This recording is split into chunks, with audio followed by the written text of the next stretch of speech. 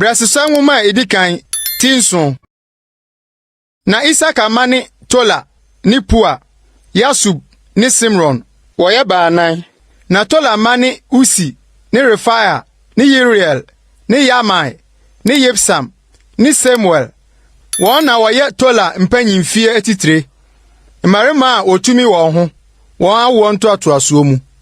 David braso na wɔn dodo yɛ mpem 22 ne ahansia.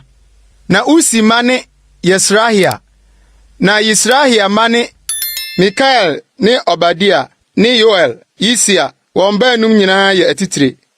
Na wɔn a wɔka wɔn ho, sɛdeɛ wɔn awo nto atoaso ne wɔn panyimfie tie no. Akodie dɔm asafo yɛ mmarima mpem 36. Na wɔwɔ yerenom ne mma pii. Na wɔn nuanom a ofri Issachar musua nyinaa mu no nyinaa yɛ mmarima akofofoɔ mpem 27 a wɔkan wɔn sɛdeɛ wɔn awo nto atoaso tie no. Benjamin de Bela ne Beka ne Yedaia wɔyɛ baasa. Na Bela mane Esbon ne Usi ne Usiel ne Yerimot ne Iri wɔyɛ baanum. Wɔn panyimfie so atitire. Marima akofofoɔ. Wɔn kaneɛ yɛ mpem 22 ne 34. Na Beka mane Semira ne Yoas ne Eliasa ne Elionai ne Omri ne Yerimot ne Abia ne Anatot ne Alamet. Yenum nyinaa yɛ Beka mba. Na wɔn kaneɛ sɛdeɛ wɔn musua ne wɔn panyimfie titiretie yɛ marima a otumi wɔn ho mpem 20 ne 200. Na Yedaia mba ne Belan. Na Belan mane Yeus, ni Benjamin, ni Ehud, ni Kenana, ni Satan, ni Tarsis, ni Ahisaha.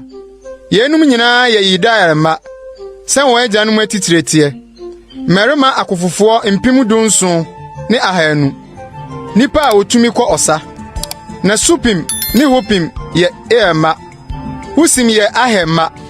Naphtali mane Yasiel, ni Guni, ni Yesa, ni Salum, Bilhamba. Manasseh mane Asra ne yere wo no. Na ne mpena Aram ni wo Maka oye Gilead eja. Na Maka ware Hupim ni Supim nuaba ni din di Maka. Na ne babarima otie mienu din di Selofahad.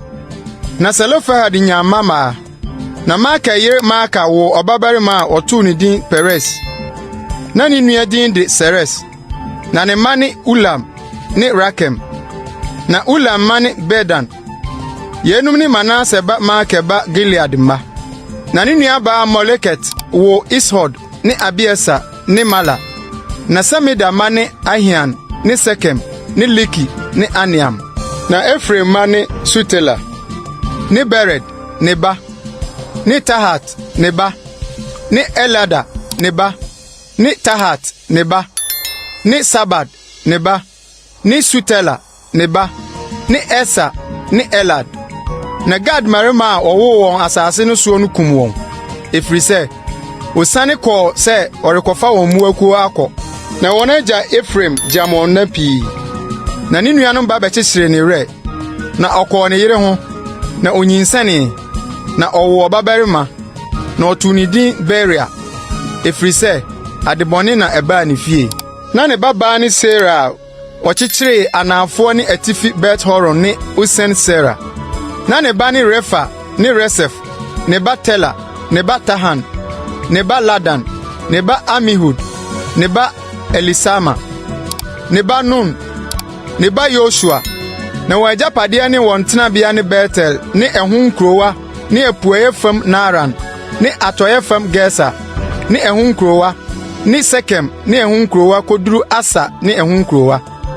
Na Manasseh mankyɛn mu wɔwɔ Bet-Sean ne ɛho nkurowa, Tanak ne ɛho nkurowa, Megido ne ɛho nkurowa, Dor ne ɛho nkurowa.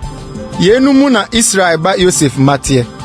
Asa mane Yimna ne Yesua ne Yesui ne Beria ne wɔn nuabaa Sarah. Na Beria mane Heba ne Malkiel ɔne Berside agya. Na Heba wo Yaflet ne Soma ne Hotam ne wɔn nuabaa Sua. Na Yaflet mane Pasak ne Bimhal ne Aswat. Yenum ne Yaflet mma. Na Sema mane Ahi ne Roga Yehuba ne Aram. Na ne nua Helem ma ne Sofa ne Yimna ne Seles ne Amal. Sofa ma ne Sua ne Hanefe ne Sol ne Beri ne Yimra. Bese ne Hod ne Sama ne Silsa ne Yitran ne Beera.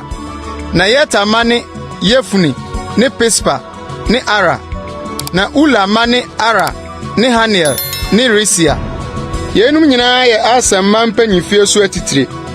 Marima akokofo a wayi wɔn ma pɔma mu atitire.